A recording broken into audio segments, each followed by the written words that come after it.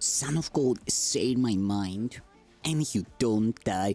This is the season 3, the episode 638 in the series How to Manifest Immortality. And the name of today's teaching is Many Forms, One Correction. It is not difficult to understand the reasons why you do not ask the Holy Spirit to solve all problems for you. He has not greater difficulty in resolving some than others.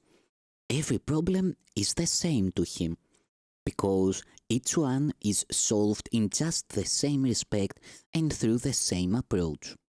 The aspects that need solving do not change, whatever form the problem seems to take. Problem can appear in many forms, and it will do so while the problem lasts. It serves no purpose to attempt to solve it in a special form. It will recur and then recur again and yet again until it has been answered for all time and will not rise again in any form.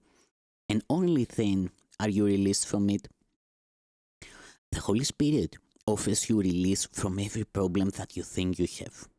They are the same to Him because each one, regardless of the form it seems to take, is a demand that someone suffer loss and make a sacrifice that you might gain.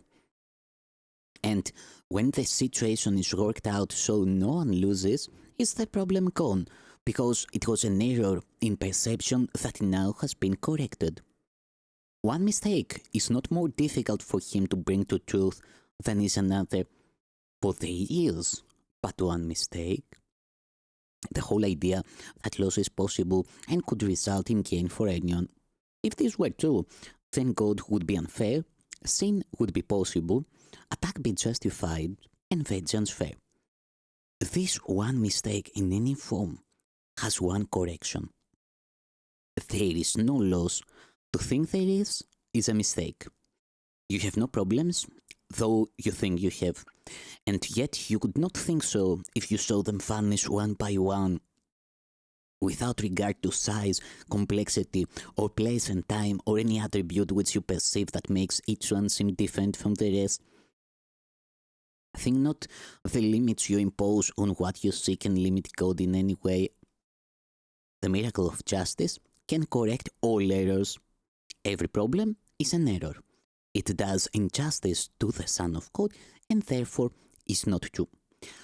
The Holy Spirit does not evaluate injustices as great or small, or more or less. They have no properties to Him. They are mistakes from which the Son of God is suffering, but needlessly. And so, He takes the thorns and nails away. He does not pause to judge whether the hurt be large or little. He makes but one judgment, that to hurt God's Son must be unfair, and therefore is not so. You who believe it safe to give but some mistakes to be corrected, while you keep the others to yourself.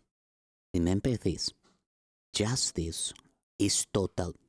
There is no such thing as partial justice. If the Son of God is guilty, then is he condemned, and he deserves no mercy from the God of justice. But ask not God to punish him because you find him guilty and would have him die. God offers you the means to see his innocence. Would it be fair to punish him because you will not look at what is there to see? Each time you keep a problem for yourself to solve or judge that it is one that has no resolution, you have made it great and past the hope of healing. You deny the miracle of justice can be fair. If God is just, then can there be no problems that justice cannot solve? But you believe that some injustices are fair and good and necessary to preserve yourself. It is these problems that you think are great and cannot be resolved. Or there are those you want to suffer loss and no one whom you wish to be preserved from sacrifice entirely. Consider once again your special function. One is given you to see in him his perfect sinlessness. And you will ask no sacrifice of him because you could not will he suffer loss. The miracle of justice you call forth will rest on you as surely as on him. nor will the Holy Spirit be content until it is received by everyone. For what you give to him is everyone's, and by your giving it, can he ensure that everyone receives it equally. Think then how great your own release will be when you are willing to receive correction for all your problems. You will not keep one, for pain in any form you will not want, and you will see each little hurt resolved before the Holy Spirit's gentle sight.